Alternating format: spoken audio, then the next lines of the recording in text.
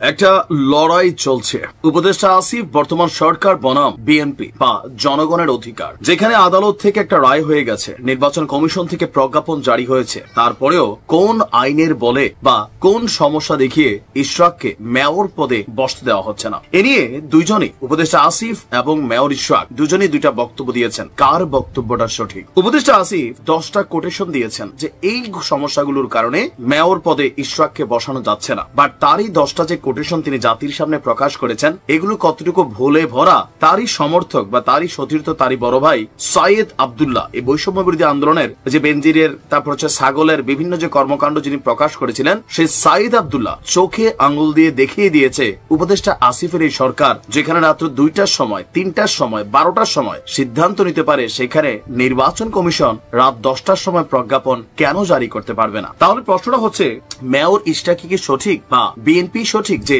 সর্বশক্তি দিয়ে মেয়র ইশরাকের এই পথকে আটকানোর চেষ্টা করছে এই অন্তর্বর্তী সরকারের উপদেষ্টা আসিফ এবং তার যারা কলাকুশলী আছেন তারা? এখানে ইশরাক বেশ কিছু অভিযোগ এনেছেন। তার বক্তব্য হচ্ছে মেয়র ফেওর কিছু না, অন্তর্বর্তী সরকারের কতিপয় ব্যক্তির অন্তরে ক্ষমতার লোভ এবং এটি চিরস্থায়ী করার কুৎসিত সত্যটা বের করে আনাটাই ছিল মুখ্য উদ্দেশ্য।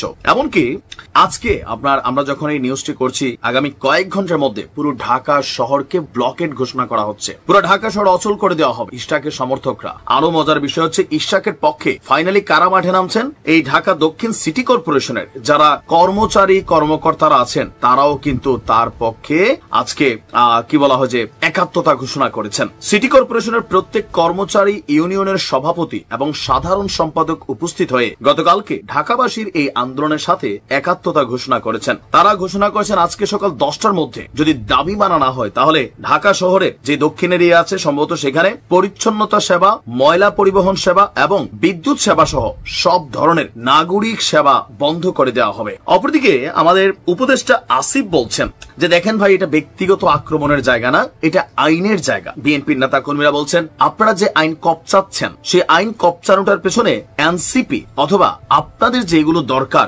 সেগুলোর ব্যাপারে এই দেশে রাত 3টার সময় যখন জরুরি বৈঠক হয়, রাত 12টার সময় যখন জরুরি বৈঠক হয়, তাহলে আমাদের বেলায় কিসের আইন আপনারা শিখাচ্ছেন? প্রশ্নটা হচ্ছে অনেকটা ইগো প্রবলেম এবং ক্ষমতার ভারসাম্য লড়াইয়ের প্রবলেম, এবং পাশাপাশি আগামী নির্বাচন কতটা সুষ্ঠু হবে এই ইউনূস সরকারের আন্ডারে, সেটাই প্রশ্ন তুলেছেন ইশরাক। যে এই যে এখন আবার জাতীয় নির্বাচনের একটা ফন্দি সামনে আসছে, যে স্থানীয় সাধারণ নির্বাচন যেগুলো আপনার এই কি বলা হয় যে মেয়র, তারপর হচ্ছে আরো বিভিন্ন যে পদগুলোতে এনসিপি যেই প্রস্তাব দিচ্ছে, সার্জিসরা যে প্রস্তাব দিচ্ছে, এগুলো উদ্দেশ্য প্রণোদিত নিজস্ব লোকদেরকে ক্ষমতায় বসানোর জন্য নির্বাচন আয়োজন করে সেই নির্বাচনকে ম্যানুপুলেট করে ক্ষমতাকে কুক্ষিগত করার নতুন নীল নকশা বা ষড়যন্ত্র হিসেবে দেখছে বিএনপি। আমার কাছে মনে হয় আর কি, বাংলা একটা কথা আছে, গাধা পানি তো খায় বাট ঘোলাইয়া খায়। এই সরকারের অনেকগুলো সিদ্ধান্ত আছে যেগুলা আওয়ামী লীগের বিপরীতে যখন সিদ্ধান্ত নেওয়া হয়, এগুলো বিদ্যুৎ গতিতে দৌড়তে, আর যেটার মধ্যে সরকারের স্বার্থ আটকানো আছে, উপদেষ্টাদের স্বার্থ আটকানো আছে, সেখানে স্থবির হয়ে যায়। আবার অনেক ক্ষেত্রে আমরা দেখছি